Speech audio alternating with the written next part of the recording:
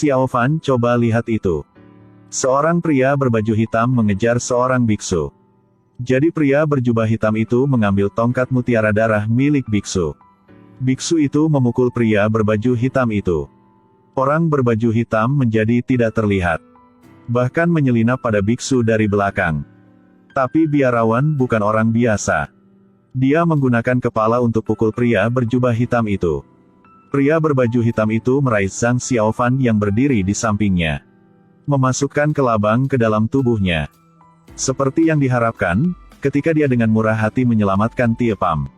Dia digigit kelabang. Orang-orang dari kultus iblis sangat tercela.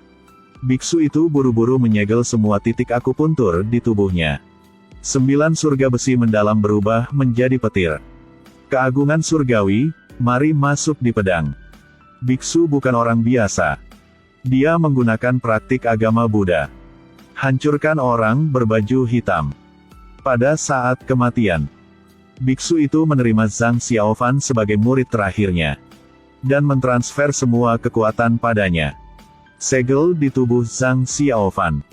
Pada saat yang sama, dia juga membiarkan mutiara darah dimakan oleh semua orang yang memandangnya. Untungnya, Zhang Xiaofan bertemu dengan sekte peri Tan Fan. Dia mengikuti sekte Tan Fan ke pegunungan untuk mempelajari jalan. Tapi 10 tahun telah berlalu. Dia masih tidak bisa berbuat apa-apa. Hanya bisa tinggal di dapur dan memasak untuk para senior. Mari makan. Bukannya dia tidak berusaha. Itu karena dia memiliki seni bela diri unik biksu di tubuhnya. Jadi dia mempelajari hukum internal yang mengirim Tan Fan. Energi di mana? Tahan napas untuk mengatur pernapasan. Api membakar dan langsung menuju surga. Lupakan nafasmu, pikiranmu setenang air. Itu sama setiap saat. Terus berlatih ke tempat yang penting. Adalah mutiara yang melahap darah yang akan melepaskan kekuatan penuhnya. Saya menemukan tubuhmu sangat aneh. Mengapa ada 2 aura yang saling bertentangan? Di dunia yang kuat, dia tidak punya teman. Satu-satunya temannya adalah binatang suci kuno di gunung ini. Aku tahu kamu tidak akan meninggalkanku sendiri. Tapi binatang suci hanya suka makan makanan yang dia bawa. Setelah makan, itu menggodanya seperti saudara laki-laki dan perempuan lainnya. Harga dirinya diserang. Pada akhirnya, dia memutuskan untuk membuang mutiara darah. Tapi monyet ini memiliki mata yang sangat bagus. Dia melihat mutiara darah yang dipegang Xiaofan. Mempertaruhkan nyawanya untuk merampok. Selama pertarungan, dia digigit monyet. Darah yang keluar dari luka diserap oleh mutiara darah. Merangsang kekuatan besar di dalamnya. Landak setelah diaktifkan. Rasakan di mana berada. Itu tongkat jiwa. Itu adalah senjata dewa kuno yang telah disegel di bawah laut selama ribuan tahun. Dipisahkan selama ribuan tahun. Bergabung untuk Zhang Xiaofan. Mutiara haus darah akhirnya muncul. Namun bahkan dapat menarik benda yang jatuh dari langit seperti tongkat untuk menangkap jiwa. Bergabung menjadi satu. Prajurit dewa kuno akhirnya mendapatkan pemilik baru. Hari itu, Zhang Xiaofan sedang membersihkan seperti biasa. Guru pergi untuk memberitahu semua orang. Besok adalah pertemuan kompetisi. Setahun sekali dari sekte Tan Fan. Bahkan petugas kebersihan seperti Truong Tie Pham juga harus berpartisipasi. Jumlah orang tidak cukup, hanya kamu yang dapat bergabung untuk memiliki cukup banyak orang. 1 bel berbunyi. Pertemuan kompetisi yang dinanti-nantikan oleh para murid. Akhirnya dimulai. Kontes menggunakan metode lotre. Untuk memutuskan lawan. Para murid semua menarik banyak yang mereka inginkan.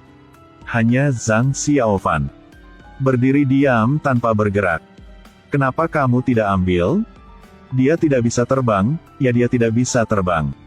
Truong Tie Pham berpartisipasi dalam kontes. Sebagai yang terakhir. Penonton di bawah semuanya telah pergi. Hanya tersisa 1 orang yang menunggu untuk dibersihkan. Lawan yang ingin bertarung dengan cepat menang dengan cepat dan kemudian pergi makan. Tetapi ketika Xiaofan membuka matanya, dia melihat lawannya tergeletak di tanah. Dia sendiri tidak mengerti bagaimana. Are the sweetest ones. The world's best-selling spirit, General Strawberry. Tergeletak di tanah. Dia sendiri tidak mengerti bagaimana. Saudaraku, apakah kamu benar-benar master tersembunyi? Dia masuk ke dalam. Harus menghadapi murid utama sektenya Qin Fu. Qin Fu ingin menyelamatkan muka untuk Tie Pham. Jadi memutuskan untuk santai saja. Aku akan melawanmu beberapa kali lagi segera. Tapi kontesnya udah 2 kali. Tie Pham tidak hanya tidak memukul, tetapi berhasil menahannya melalui itu. Kekuatan naik. Di kontes selanjutnya, Tie Pham benar-benar kehilangan kendali atas dirinya sendiri. Tongkat pesona mengendalikannya. Kedalaman pikiran yang tak terduga. Kurang dari 1 jam, tapi Qin Fu telah dikalahkan. Aku tidak akan menyerah kali ini. Setelah itu, Qin Fu terbakar dengan niat membunuh. Tidak perlu Xiao Fan untuk mengambil tindakan kali ini. Tongkat pesona melompat keluar dari tangannya untuk menyerang. Tidak banyak gerakan Qin Fu telah dirobohkan. Sejak kapan dia sekuat ini? Tie Pham juga merasakannya. Tongkat ini bukan tongkat biasa. Dia ingin pertarungan yang adil. Tidak ingin kehormatan palsu seperti itu. Jadi dia melemparkan tongkat itu ke dasar tebing. Final kali ini. Lawannya adalah kecantikan besar pertama dari sekte Tan Fan Luk Tuyet Kaye. Dia memukul dengan tangannya. Tentu saja, dia bahkan tidak bisa bertahan 1 putaran. Luk Tuyet Kaye mengira kontes sudah berakhir. Ketika dia berbalik untuk pergi, pertandingan belum berakhir. Luk Tuyet Kaye menghunus pedangnya.